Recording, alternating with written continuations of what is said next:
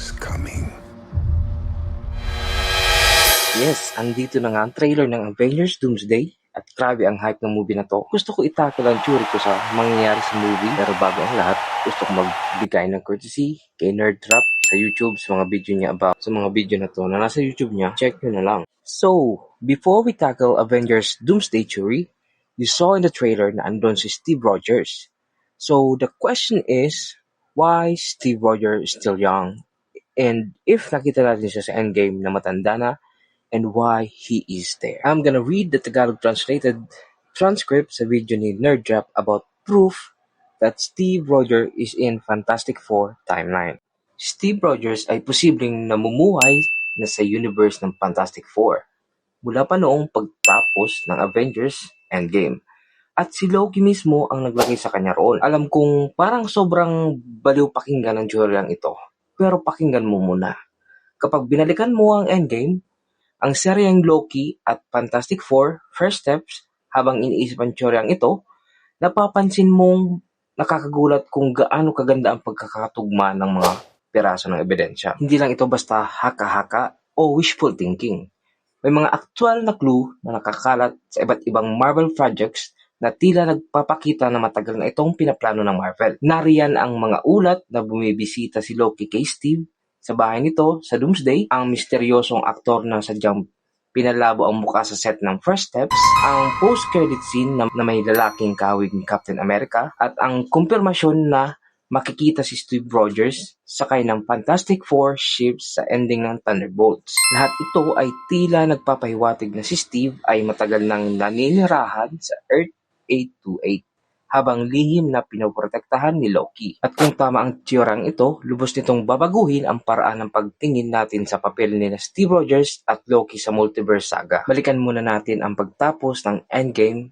Isa ito sa pinakamaraming pinagdidebatihang eksena sa buong MCU. Nang ibalik ni Steve ang Infinity Stone sa kanilang timeline, hindi na natin nakita kung ano talaga ang nangyari sa kanyang paglalakbay. Alam natin na ibalik niya ang lahat ng bato upang mapanatiling buo ang sacred timeline. Pero sa halip na bumalik agad sa kasulukuyan, nakita natin siyang matanda na nakaupo sa isang bangko matapos mamuhay ng buong buhay kasama si Peggy Carter. Hindi kailanman ipinakita ng Marvel ang mga dekadang iyon. Hindi natin nakita kung paano niya hinarap ang nakaraan, kung paano niya iniwasang baguhin ang kasaysayan, o kung paano niya pinanatili ang tamang daloy ng timeline. At sa tingin ko, hindi nila ito tinanggal dahil lang sa haba ng pelikula. Itinago nila ang bahaging iyon dahil may mas malaking plano silang ipakita sa tamang panahon. Dahil mukhang mas komplikado pa ang naging paglalakbay ni Steve kaysa sa una nating inakala. Dito na pumasok ang seryeng Loki at ang TVA. Sa unang season ng Loki, may isang mahalagang usapan sa pagitan ni Loki at ni Ravonna Renslayer na halos hindi napansin ng maraming fans. Inaakusahan si Loki ng paglabag sa Sacred Timeline matapos siyang makatakas gamit ang Tesseract noong time heist. Tama naman ang punto ni Loki. Ang Avengers ang nag-time travel at sila ang dahilan kung bakit siya nakatakas. Ngunit sinabi ni Renslayer ang isang napakahalagang linya. What the Avengers did was supposed to happen. Ibig sabihin, ang buong time heist kabilang ang pagbalik ni Steve sa Infinity Stones ay bahagi ng planong itinakda ni He Who Remains para sa Sacred Timeline. Lahat ng iyon ay otorisado, kailangan at dapat talagang mangyari. At sumagot si Loki ng napakagandang tanong, supposed to happen? Ayon kanino? Ang sagot ay ayon daw sa timekeepers na kalaunan ay nalaman nating pawang imbento lamang ni He Who Remains. Ngunit may isang bagay na malinaw. Ang buong paglalakbay ni Steve kung saan man siya napunta at gaano man siya katagal doon ay isang pangyayaring alam at pinayagan mismo ng TVA. Hindi basta nangangapa si Steve sa paglalakbay niya sa panahon. May mas mataas na pwersang nagbabantay sa bawat hakbang niya. Since natagal na natin kung bakit si Steve Rogers ay nasa Avengers Doomsday, magpatuloy natin sa videos ni Nerddrops kung susuriin ang iba't ibang leaks, clues at fan theories. Nagsimula nang magtugma ang lahat. At sa totoo lang, mas nakakabaliw pa ito kaysa sa inaasahan ng kahit sino. Tara, himayin natin. Malamang na nagsimula ang Avengers Doomsday sa pagdating ng Fantastic Four sa Earth 616. Sa katunayan, kinumpirma na ito ng end credit scene ng Thunderbolts. kung saan may isang extra-dimensional ships na pumasok sa atmosphere ng Earth. Pero narito ang malaking twist. Sa post-credit scene ng Fantastic Four, ipinakita na dinukot ni Dr. Doom si Franklin Richards, ang anak ni Reed Richards at Sue Storm. At hindi lang dahil anak siya ng Fantastic Four, kundi dahil si Franklin ay maaaring ang pinakamakapangyarihang nilalang sa buong universe. Kaya niyang baguhin ang realidad, manipulahin ang oras at kahit lumika ng bagong mundo. Hindi lang gusto ni Doom ang kapangyarihang iyon, ginagamit na niya ito at dito rin nakumpirma ang matagal ng hinala ng maraming fans. Hindi habang buhay, itatago ng Marvel si Robert Downey Jr. sa likod ng metal na maskara ni Dr. Doom. Gagamitin nila ang kapangyarihan ni Franklin para maibalik ang tunay na mukha ni Doom. Naghahanda na siyang umakyat bilang isang halos Diyos na nilalang. At si Franklin ang unang hakbang sa plano. Dinala niya ito sa Universe X, isang mahalagang bahagi ng plano para pagsamahin at muling hubugin.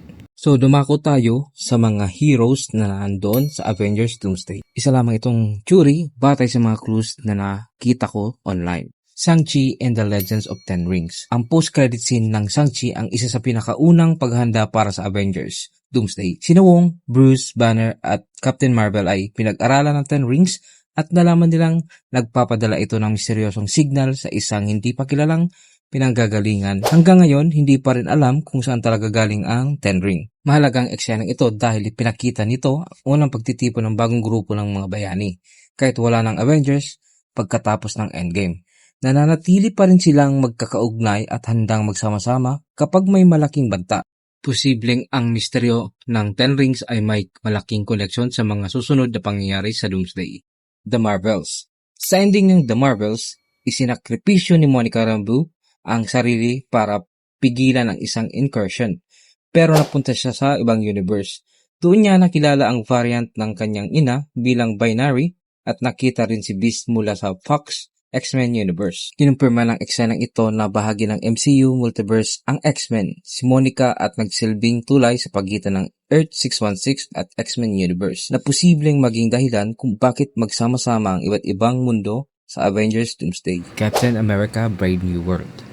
Bumisita si Sam Wilson kay Samuel Stearns, the leader. Sa kulungan, binalaan niya ito na hindi lang iisang mundo ang dapat niyang protektahan at may paparating na banta mula sa ibang realidad. Ito ang nagsisilbing simula ng mission ni Sam na buuin muli ang Avengers upang harapin ang mga panganib mula sa multiverse. Thunderbolts. Pagkaraan ng 14 na months, tinawag na New Avengers ang Thunderbolts at ginagamit nila ang dating Avengers Tower. Habang may pinoproblemang malaking pangyayari sa kalawakan, isang extra-dimensional na ship ang dumating. Pinakita ang ship na iyon ay sakay ng Fantastic Four na unang dumating sa Earth 616. Ito ang direktang tulay papunta sa mga pangyayari sa Avengers Doomsday. Fantastic Four First Step. Matapos talunin si Galactus, isang misteryosong nakahood ang lumapit kay Franklin Richards, ang anak ni Reed at Sue. Hawak niya ang maskara ni Dr. Doom. Ipinapakita nito na interesado si Doom kay Franklin dahil isa itong pinakamakapangyarihang nilalang sa multiverse. Pinaniniwala ang hahabulin ng Fantastic Four si Doom sa iba't ibang reality. Dahilan kung bakit sila mapupunta sa Earth 616. Doctor Strange in the Multiverse of Madness. Sa ending, sinabi ni Clea kay Doctor Strange na nagdulot siya ng isang incursion kung saan nagsisimulang magsalpukan ang dalawang universe. Dito, unang ipinaliwanag ang konsepto ng incursions na magiging pangunahing dahilan ng pagbagsak ng multiverse at magiging pundasyon ng mga pangyayari sa Doomsday at Secret Wars. Deadpool and Wolverine. Ipinapakita ng pelikula ang Void, ang lugar kung saan napupunta ang mga naburang timeline. Dito rin nakita ang iba't ibang lumang Marvel universes. Bagamat walang direktang post-credit setup, ipinapakita ng pelikula ang lokasyon na maaring gamitin ni Dr. Doom sa pagbuo ng Battleworld ayon sa mga teorya. Loki Season 2. Sa finale, isinakripisyo ni Loki ang sarili upang hawakan at panatiling buhay ang buong multiverse. Siya ngayon ang nasa sentro ng lahat ng timeline. Kumbaga, God of Stories. Kung manghihina ang kontrol ni Loki o susubukang agawin Dr. Doom ang kanyang kapangyarihan, maaari itong maging simula ng pagbagsak ng multiverse at ng mga pangyayari sa Avengers Doomsday at Secret Wars. Black Panther and Namor. Sa ending ng Black Panther Wakanda Forever, natalo ni Shuri si Namor at nagkasundong itigil ang giyera sa isa't isa. Ngunit si Namor ay may natatagong balak sa mga Wakandans na para bang gagamitin niya ang pagkakasunduan upang manakop ng mga tagalupa. Ngunit makikita sa trailer at mga naunang leaks na pumunta ang Fantastic Four sa Wakandans.